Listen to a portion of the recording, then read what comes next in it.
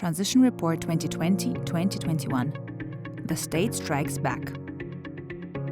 Back in the mid-19th century, government spending totaled around 8% of GDP in advanced economies. Today, that figure stands at more than 40% as a result of increased spending on education and healthcare, and higher levels of income redistribution on account of technological change. While public sector employment peaked in the 1980s, support for the expansion of state ownership has risen around the world as inequality has increased. Indeed, 45% of people living in post-communist economies where the EBRD invests currently favor higher levels of state ownership. Meanwhile, the COVID-19 crisis has highlighted growing expectations regarding the state's ability to reduce the health and economic risks that people face.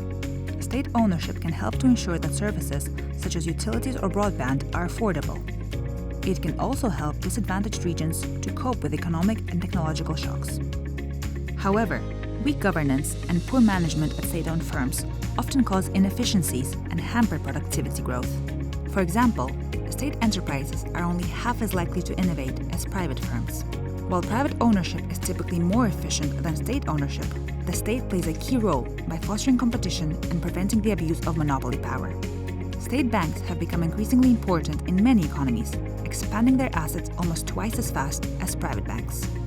State banks have a greater appetite for risk than their counterparts in the private sector and are more willing to lend to young firms that lack the necessary credit history or collateral.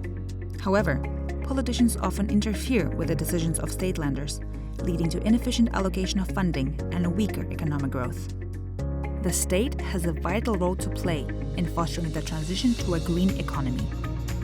All economies in the EBRD regions have adopted environmental laws, which have helped to reduce greenhouse gas emissions by 12%, relative to the levels that would otherwise have been seen.